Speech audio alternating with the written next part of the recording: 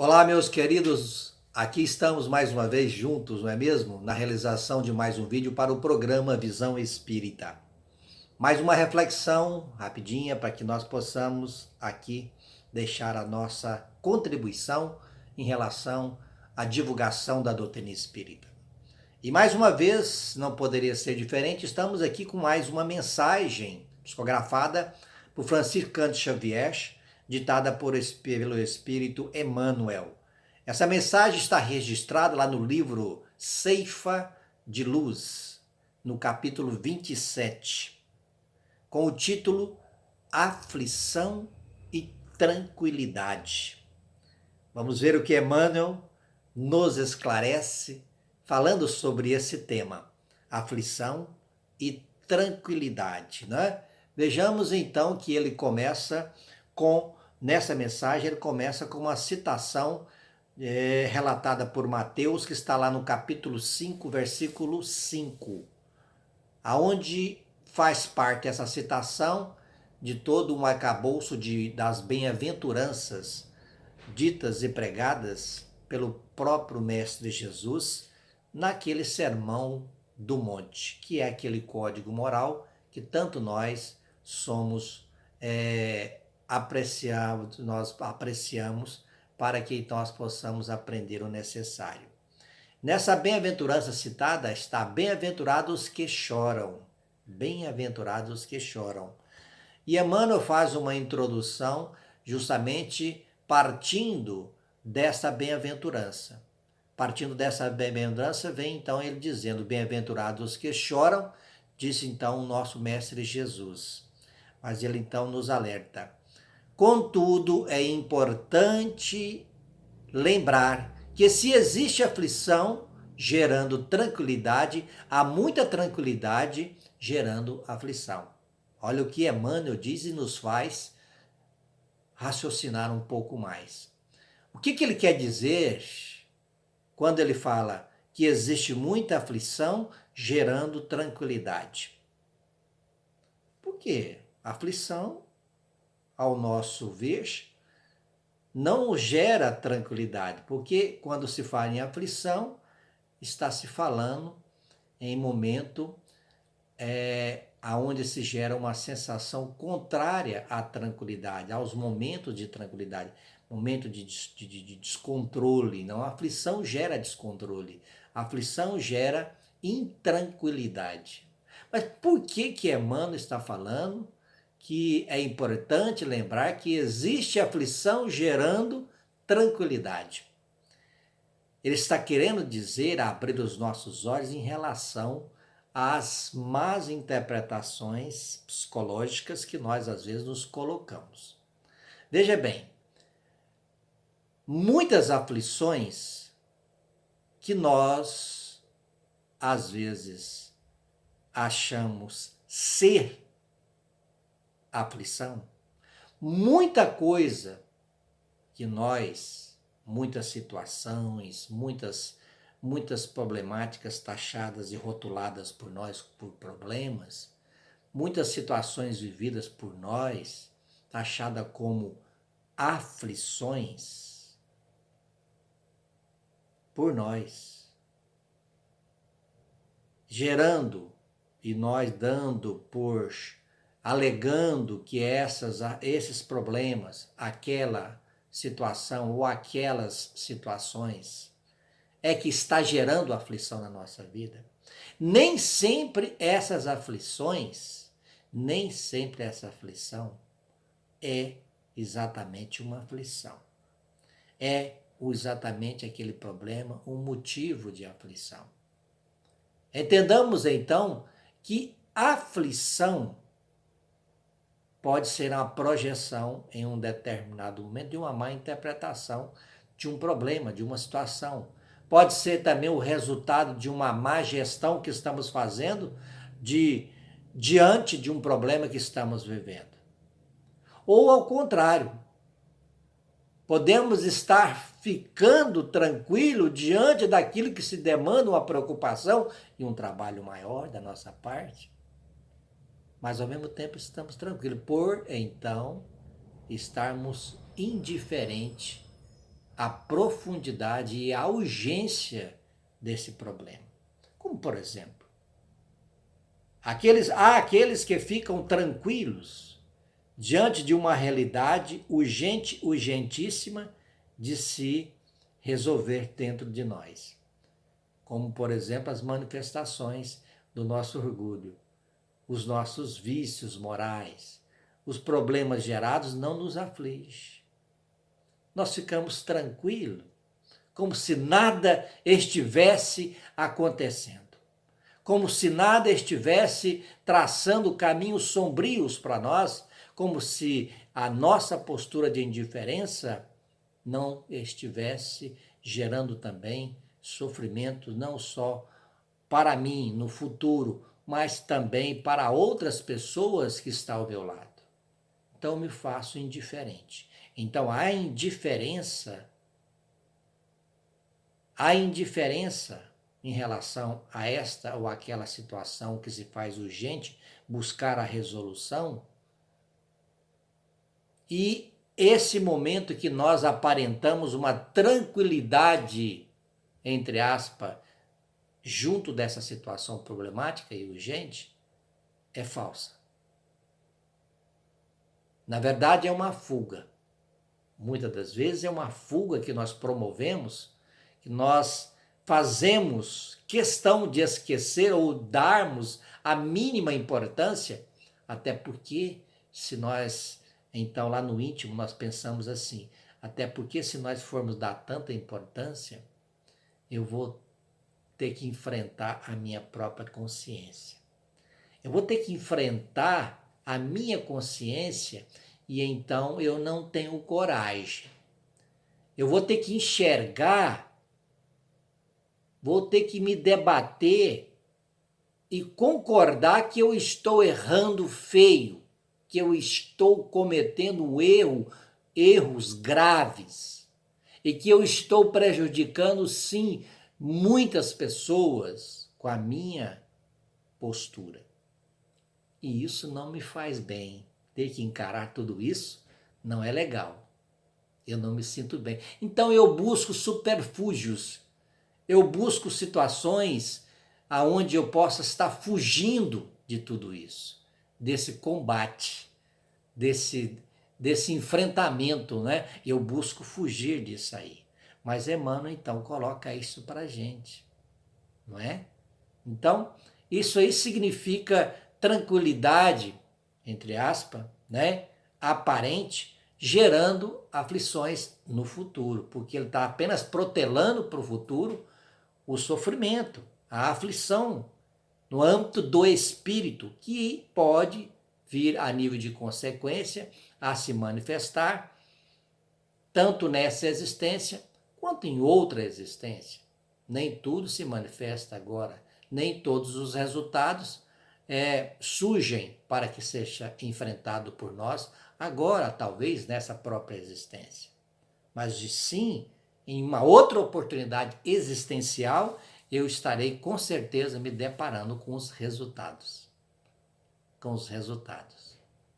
Mas Emmanuel continua dizendo que no limiar do berço, lá quando estamos ainda no plano espiritual, desvinculado do corpo físico, quando lá estamos ainda promovendo um planejamento reencarnatório, quando lá nos encontramos reconhecidos em consciência da necessidade de fazer um planejamento adequado, já conhecedor das diversas situações errôneas vividas por nós no último momento existencial que tivemos.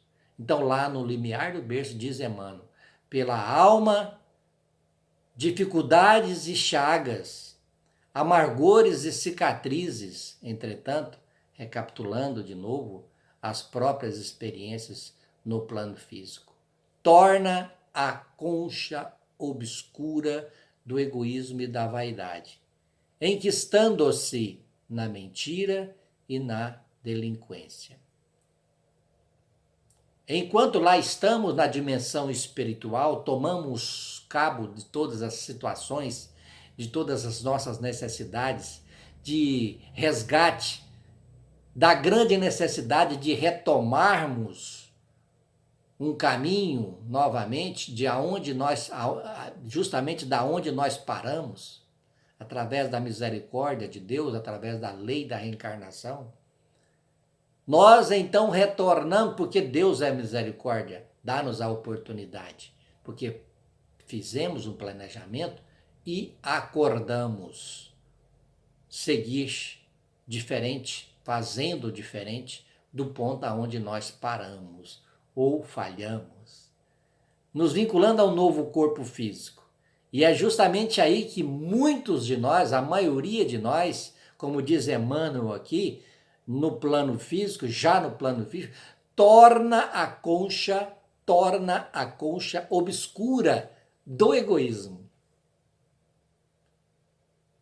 Permitimos que o egoísmo predomine novamente em nós e nos encostamos nessa concha do egoísmo, da vaidade, né? Nos enquistando também na concha que gera a postura e a busca da mentira e também, por conseguinte, das delinquências várias que podemos aí estar nos vinculando. Mas continua Emmanuel na mesma mensagem dizendo que aprendiz recusando a lição ou doente abominando o remédio. Em quase todas as circunstâncias, o homem persegue a fuga que lhe adiará indefinidamente as realizações planejadas.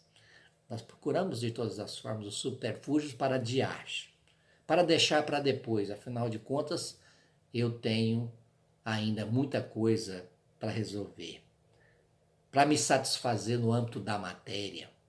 E então, já que eu me encontro na matéria obscurecido pelos meus sentidos materiais, tomado do esquecimento do passado, sem a mínima preocupação, eu como aprendiz, porque o aprendiz sou eu, dizendo aqui Emmanuel, o aprendiz sou eu, passo a recusar a lição, como aquele doente que está no hospital, enfermo, precisando muito de tomar o remédio, e recusa tomar o remédio. Abomina, como diz Emmanuel, abomina o remédio, os tratamentos, as indicações dos profissionais de saúde ali naquele momento. Nós podemos muito bem estar nessa situação, espiritualmente falando. Enfermos somos espiritualmente. Então aqui estamos numa condição, no planeta, no momento, aonde é um hospital, mas também é uma escola. E nesse hospital em que nos encontramos, o hospital das almas enfermas como nós, na grande maioria das vezes, abominamos ou rejeitamos os medicamentos que poderiam nos ajudar espiritualmente. Como, por exemplo, deixamos de observar os ensinamentos e as leis divinas, a fim de que o esforço se faça presente em nossa vida, em nosso caminhar, no sentido de colocá-las em prática, porque esse é o remédio. Esse é o remédio que rejeitamos, quando nós menosprezamos a prática dos ensinamentos enobrecedores, que nos enriquece espiritualmente, quando nós rejeitamos a busca de valores espirituais, nós estamos rejeitando os remédios que pode vir a curar as doenças da alma, que nós ainda carregamos como orgulho, como egoísmo e tudo aquilo que se manifesta e é oriundo do orgulho e do egoísmo. Então Emmanuel faz esse alertamento e continua seu desenvolvimento da mensagem, fazendo aí um desenvolvimento interessante para todos nós, dizendo que é por isso que na escola da luta vulgar vemos tantas criaturas em trincheiras de ouro. Diz Emmanuel, trincheiras de ouro. Muitas criaturas com seus bens materiais, escondidos por detrás dos seus bens materiais, dos seus valores, das suas aquisições apenas materiais, cavando ali o abismo de insânia e flagelação, nos quais se despenham, além do campo material, e tantas inteligências primorosas nesse momento, engodadas na auréola fugaz do poder humano, erguendo para si próprias masmorras de pranto e envelhecimento que as esperam, inflexíveis, transposto o limite traçado da morte. E é ainda, diz Emmanuel, e é ainda por essa razão que vemos tantos lares fugindo à bênção do trabalho e do sacrifício. A feição de oásis sedutores de imaginária alegria para se converterem amanhã em cubículos de desespero e desilusão, aprisionando os descuidados companheiros que os povoam em teias de loucura e desequilíbrio na vida espiritual. Na vida espiritual. Entendamos Emmanuel, então, fazendo essas reflexões. Depois, então, ele conclui dizendo na sua mensagem, rogando que nós possamos valorizar, que nós possamos valorizar os nossos momentos aqui. Mas então ele diz, valoriza a aflição de hoje. Valorize a aflição de hoje, aprendendo com ela a crescer para o bem, que nos burila para a união com Deus. A aflição, o problema, a dificuldade, a provação, a expiação, dê o nome que nós quisermos, é justamente a oportunidade que nós temos de aprender, de crescer para o bem da minha própria pessoa espiritualmente, para o bem das pessoas também em minha volta espiritual, porque o meu sucesso espiritual estimula outras pessoas também a crescerem espiritualmente. O meu exemplo, como eu já costumo dizer, arrasta, estimula outras tantas pessoas, então é um bem não só gerado para a minha própria pessoa, mas um bem coletivo que eu promovo ao fazer o certo. Ao fazer o certo. Que Deus abençoe a todos nós. Muito obrigado por todos vocês em mais um vídeo aqui no programa Visão Espírito. Visão Espírita. Muita paz a todos. Veicule, compartilhe esse vídeo com seus amigos, com seus contatos, para que todos nós possamos levar adiante a sugestão de Emmanuel, praticando a caridade, a doutrina espírita, que é a sua divulgação. Muita paz a todos.